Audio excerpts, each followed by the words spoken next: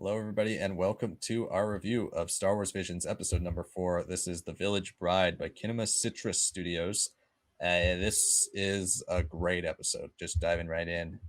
I loved this episode.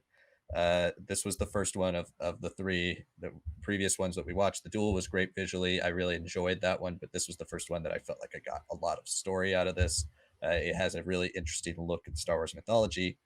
It dives a lot more into kind of the Last Jedi look at Star Wars and the Force and the way the Force connects with life itself and with plants. And I thought that's something that's been in Star Wars for a long time, but I don't think George Lucas explained it as well as Ryan Johnson did, frankly. And that one scene in The Last Jedi where it's the Force is, as Obi-Wan says, it surrounds and combines everything, but it flows through everything. It's the natural bridge between people and plants and animals and everything. It's what connects the universe together. And this had a lot more of the environmental side of the Force with this planet. It has an interesting story about a bride who is going to be basically sacrificing herself and giving herself over to a bunch of bandits who are holding this planet hostage. And in order to not, kill everybody and take their resources, they are going to take this woman and hold her hostage as collateral, so these people don't rise up against them. And they are also going to be taking a cut of basically all the money they make from selling their natural resources off this planet. And it also has ties into the separatists. It's mentioned that this is formerly a separatist occupied world. This was the first real reference we get to the separatists, and the only episode that has battle droids in it. And I really loved all of that stuff. The droids, again, as I said in Tatooine Rhapsody, they brought back the, I don't know who the actor is that does the droids. Is it Matthew Wood? I think so, yeah, Matthew Wood. So Matthew Wood's in it doing the droids. The droids are the same voices of the Clone Wars. So if you like those droids, there is a bit of that continuity here. It does mention Order 66 a lot. It deals with Jedi trauma, losing your master, kind of being a Jedi who's suppressed what it means to be a Jedi. It's a common story we've seen with Jedi post Order 66, but it's done in a really unique and interesting way, a way that's a lot more spiritual than a lot of the things we've seen before. Instead of somebody who's just deathly afraid of being killed by the Empire, this is somebody who's kind of just cut themselves off from the Force because they don't want to feel the pain of having to deal with losing their master and losing their former life. We and we see this Jedi, kind of graduate and come back into the Force, and then she cuts off her Padawan braid and becomes the Jedi that we see at the end.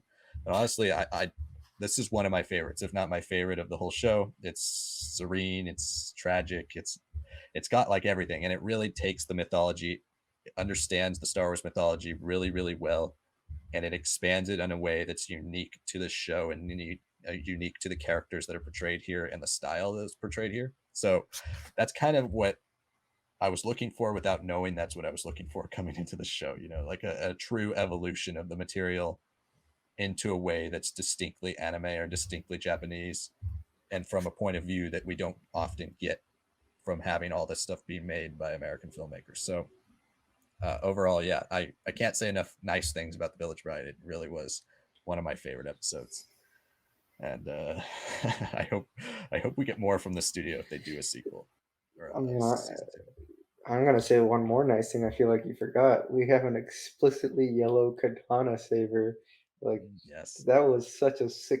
Like we seen like in the duel a little bit of like a katana, but it just looks like the lightsaber's on and you're sheathing it.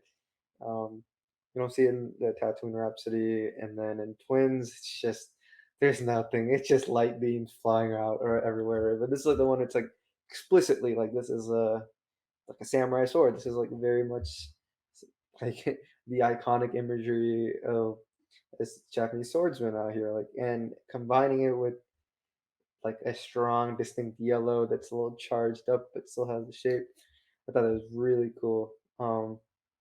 This is not my favorite, but it is probably a strong number three of the nine for me.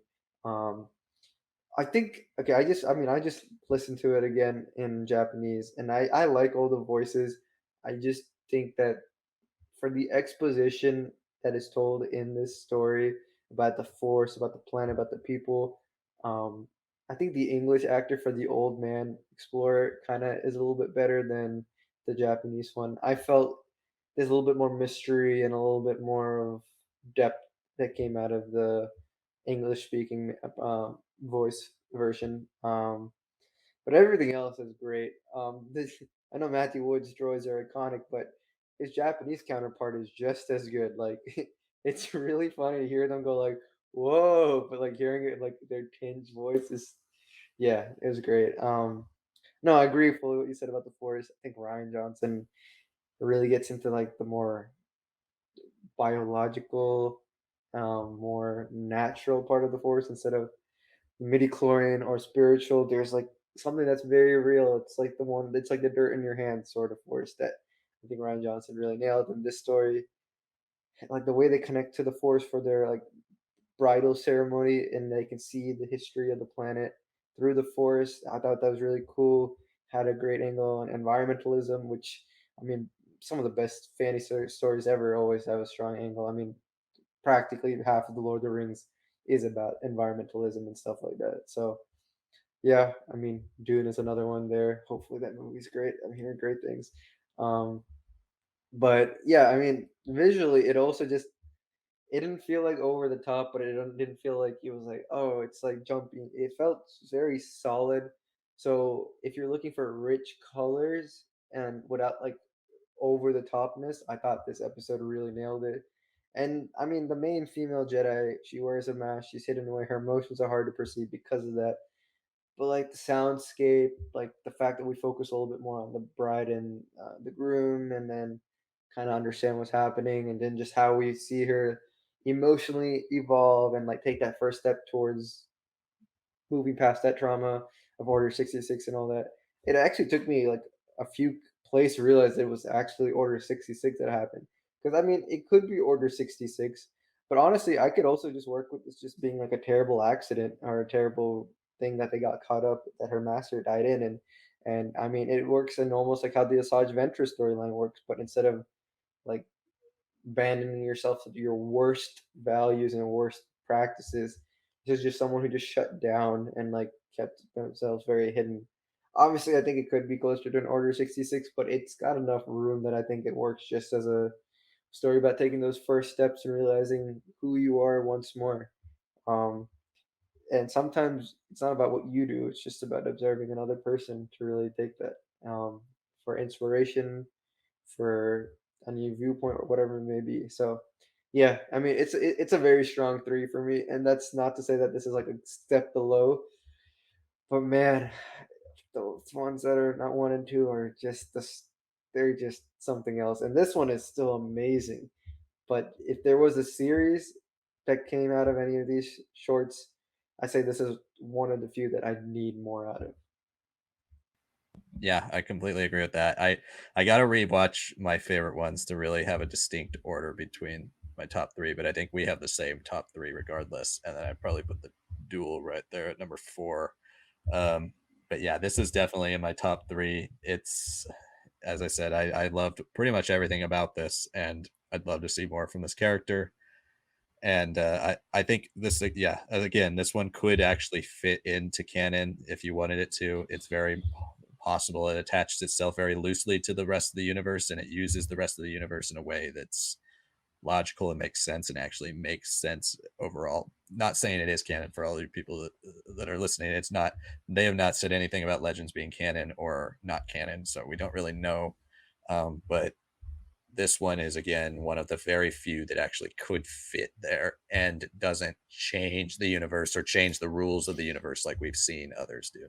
So that is the Village Elder or the Village Bride combined two. Village Bride. Thank you guys so much for watching. As always, hit that like button down below, comment below, let us know what you thought of the Village Bride, and then subscribe to the channel for the rest of our Star Wars content.